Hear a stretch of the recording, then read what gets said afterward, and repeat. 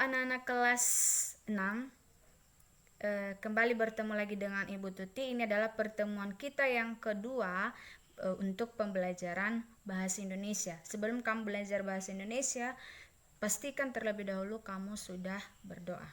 Nah, hari ini kita akan belajar tentang ide pokok, ya, di mana ide pokok ini menjadi salah satu bagian dalam menyimpulkan suatu informasi. Masih ingatkah kamu pengertian ide pokok? Nah, coba kamu ingat-ingat dulu. Ini pernah kalian pelajari waktu kelas 4. Kalau Bu Titi tidak salah, waktu kalian belajar tema 1. Nah, ide pokok ini sering juga disebut sebagai gagasan utama atau disebut juga sebagai kalimat utama.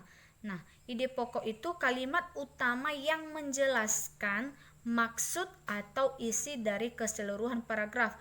Jadi, dia nanti yang dikembangkan menjadi suatu kalimat dalam paragraf. Nah, ide pokok ini juga nanti yang dikembangkan menjadi paragraf itu tadi yang seperti Bu Tuti bilang. Nah, di dalam paragraf itu ada ide pokok dan kalimat penjelas. Nah, dari manakah kalimat penjelas itu? Kalimat penjelas itu dari ide pokok yang dijelaskan, yang dikembangkan. Berarti ide pokok dulu, baru nanti ada kalimat penjelasnya. Nah, untuk lebih jelasnya, mari kita lihat contoh berikut. Nah, contoh berikut. Nah, sebelum kita masuk ke contoh, lihat dulu bagaimana cara mencari ide pokok setiap paragraf. Nah, setiap orang berbeda-beda ya caranya bagaimana dia menentukan ide pokok. Nah, ini salah satu caranya ya. Yang pertama, baca bacaan setiap paragraf. Kamu tidak bisa menemukan ide pokok kalau kamu tidak membaca bacaannya. Jadi benar-benar kamu baca setiap paragrafnya agar kamu bisa nantinya tahu isi paragraf itu apa. Ya, yang kedua, pahami inti paragrafnya. Apa inti dari paragraf tersebut? Apa intinya sih? Nah, yang ketiga, ulangi membaca jika belum mengerti. Jika kamu belum paham apa isi paragraf tersebut, kamu harus mengulanginya sampai kamu paham. Nah, yang keempat, cari kalimat inti yang menjadi pengembang kalimat penjelas. Cari kalimat intinya, inti dari paragraf tersebut. Nah, kamu cari, kemudian kamu tandai. Nah, kemudian kita lihat contohnya. Di kebunku ada berbagai macam bunga. Ada bunga mawar yang harum dan bentuknya indah. Ada pula bunga melati yang harum semerbak. Ada juga bunga matahari besar yang hampir memenuhi kebunku. Yang manakah ide pokoknya? Nah, yang mana kira-kira? Nah, ingat tadi dalam mencari ide pokok berarti cari yang menjadi ide utamanya, ya. Ya, kalau misalnya dalam kalimat yang seperti ini, coba kamu perhatikan, ada kata macam bunga. Nah, di bawahnya yang di sini dijelaskan bunga apa? Ada bunga mawar, ada bunga melati, kemudian ada bunga matahari. Nah, berarti dari contoh ini sebenarnya kita sudah tahu yang mana ide pokoknya. Nah, yang menjadi ide pokoknya adalah di kebunku ada berbagai macam bunga. Nah, mengapa kalimat di kebunku ada berbagai macam bunga menjadi ide pokoknya?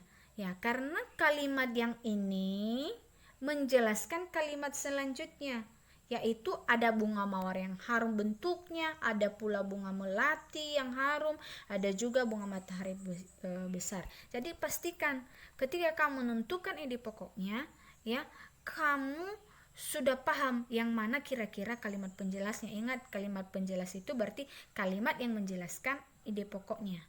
Nah, sebelum kita masuk ke contoh yang ini, nah, kalau misalnya contohnya seperti begini. Hari ini kami piket kelas. Nah, setiap hari kami sudah punya pembagian piketnya. Nah, Ada yang menyapu, ada yang mengepel, ada yang membersihkan papan tulis, ada yang membuang sampah. Kami melakukannya supaya kelas kami tetap bersih. Nah, kira-kira apa yang menjadi ide pokoknya? Nah, tadi yang di kalimat pertama sekali Bu Tuti sebutkan, ya, ada kalimat hari ini kami piket kelas. Nah, di bawahnya dijelaskan ada yang mengepel, ada yang menyapu, ada yang membuang sampah, dan lain sebagainya. Berarti yang menjadi ide pokoknya adalah hari ini kami piket kelas. Kenapa bukan yang menyapu, yang mengepel, yang kalimat yang ada pembagian kelas? Karena itu adalah yang kalimat yang menjelaskan. Yang menjelaskan yang mana? Yang menjelaskan kalimat yang pertama tadi, yaitu apa?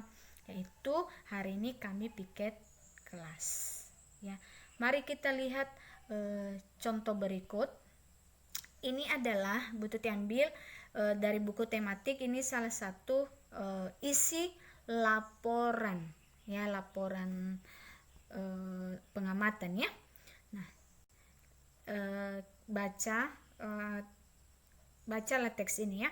Jagung merupakan salah satu tanaman yang dijadikan bahan makanan pokok di berbagai negara. Salah satunya di Indonesia. Di Indonesia, penduduk Pulau Madura menjadikan jagung sebagai makanan pokoknya.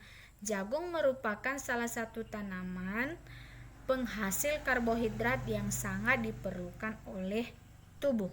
Nah, coba kamu baca berulang ini kalimatnya, ya. Nah, kira-kira yang banyak diceritakan, yang menjadi inti dari teks ini yang mana? Nah, coba lihat yang warna hitam ini. Nah, tulisan yang warna hitam ini dijelaskan ada Pulau Madura yang menjadikan jagung sebagai makanan pokok, ya. Dijelaskan lagi tentang jagung, di mana jagung itu menjadi tanaman penghasil karbohidrat yang diperlukan dalam tubuh. Nah, kira-kira apa yang menjadi ide pokoknya? Ide pokoknya yang warna merah. Jagung merupakan salah satu tanaman yang dijadikan bahan pokok.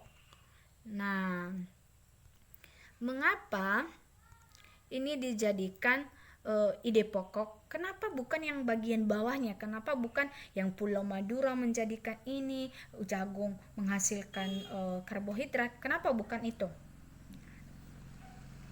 Kalimat jagung merupakan salah satu tanaman yang dijadikan bahan makanan pokok di Indonesia. Nah, penduduk Pulau Madura menjadikan jagung sebagai makanan pokoknya. Jagung merupakan salah satu tanaman penghasil karbohidrat yang sangat diperlukan oleh tubuh.